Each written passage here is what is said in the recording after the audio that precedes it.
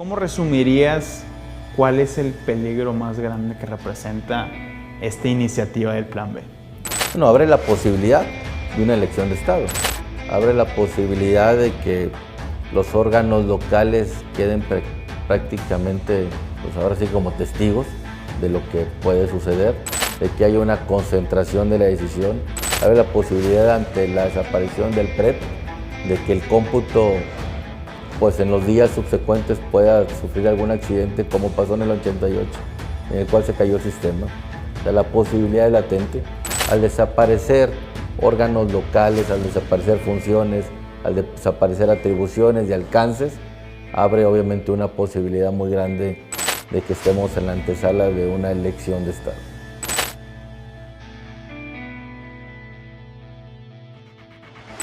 Hoy Código Magenta recibe a Víctor Fuentes, senador de la bancada del PAN.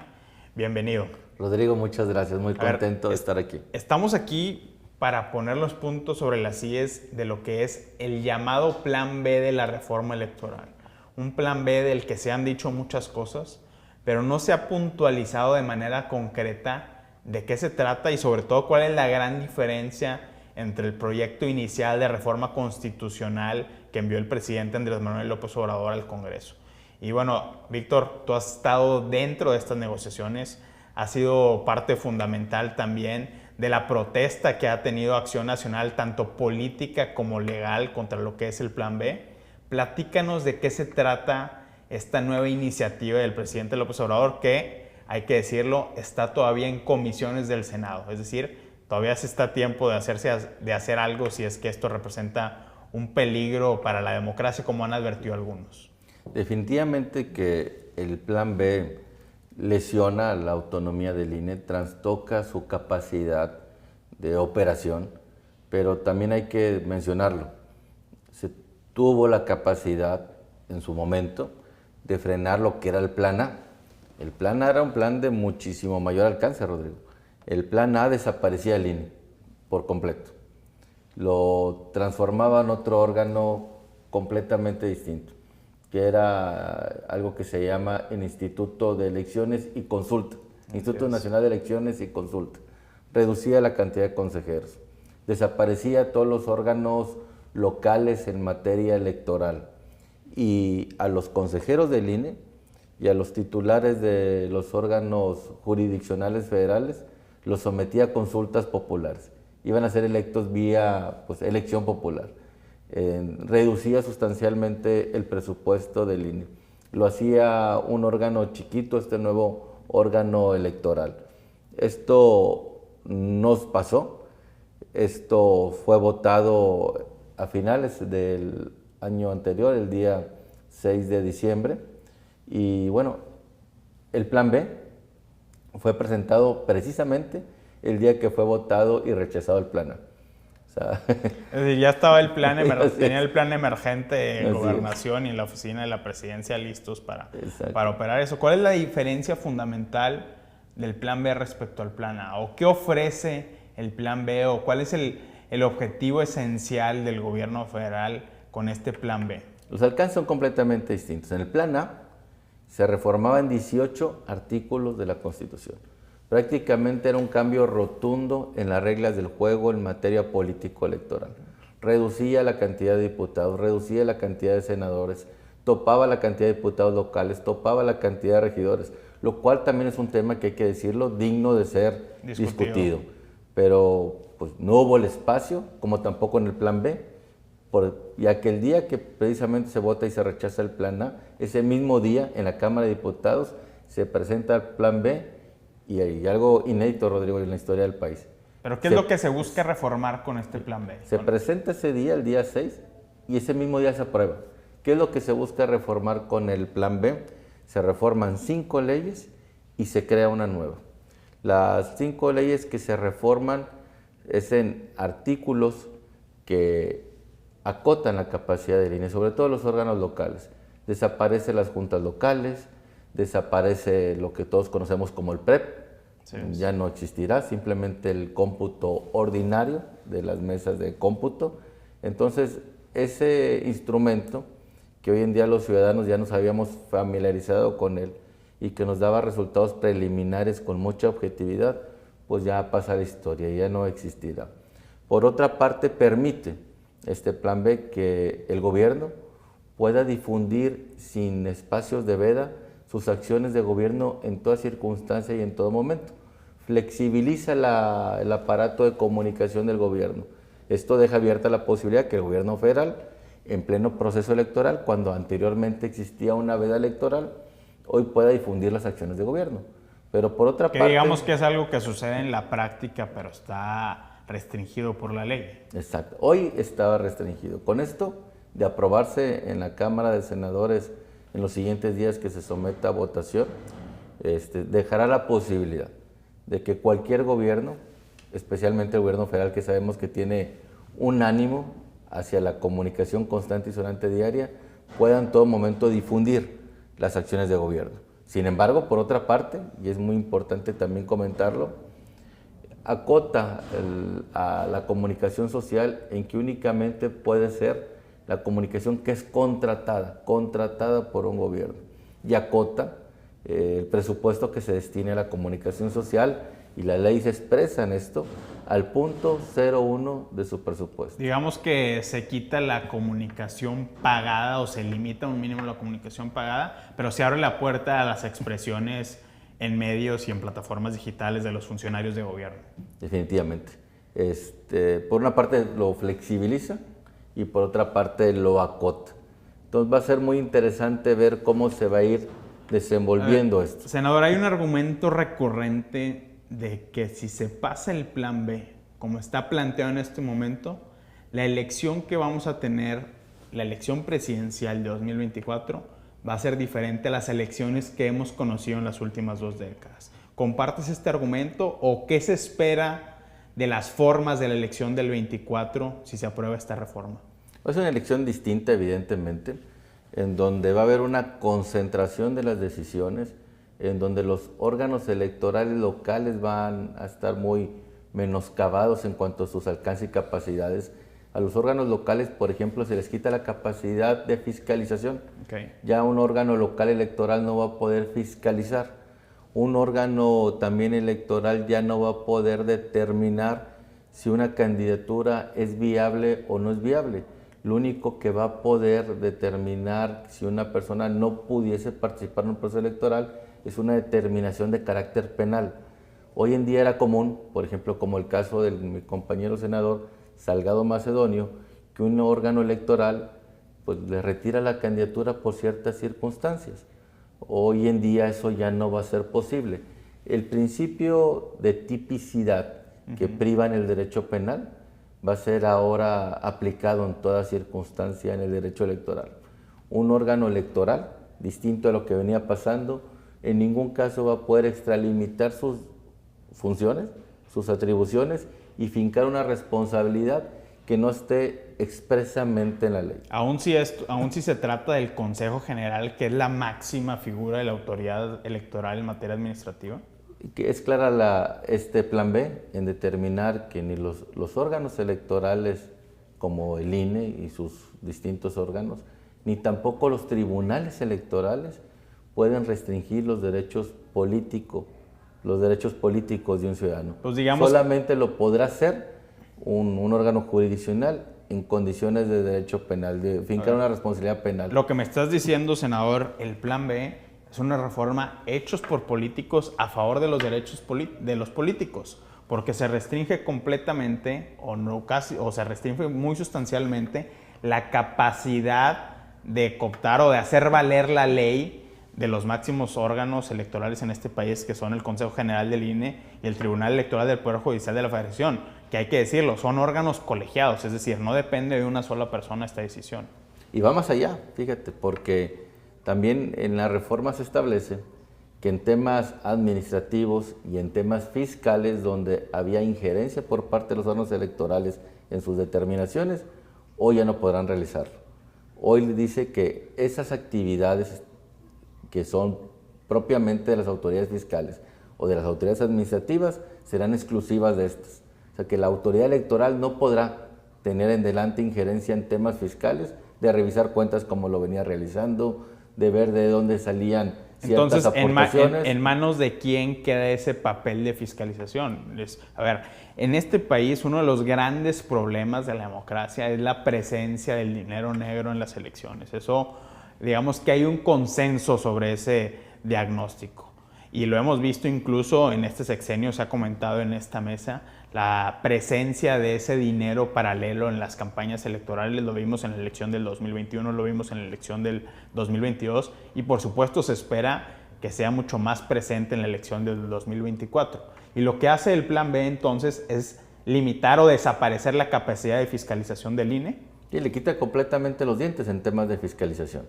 Tendrá el INE que recurrir a autoridades externas como la autoridad fiscal para poder solicitar información sobre el manejo de las cuentas de tal candidato o candidata o de tal candidatura. Pero para cuando esto suceda, posiblemente ya haya pasado el tiempo. Pero vamos a ponerlo en perspectiva. El INE, que es un órgano constitucionalmente autónomo, le va a tener que pedir el permiso de la información a un funcionario designado por el presidente. Es decir, si se está investigando, se está poniendo bajo escrutinio a un candidato del partido del presidente, va a haberle que pedir permiso a un funcionario puesto por el mismo presidente. Es una concentración de poder en el Ejecutivo. Definitivamente. Y recordarás que el tribunal que normalmente o que tradicionalmente asumía o absorbía este tipo de casos era la sala especializada. Así es. Bueno, con esta reforma la sala especializada queda derogada, ya no existe. En esta reforma queda completamente sin existencia de sala especializada.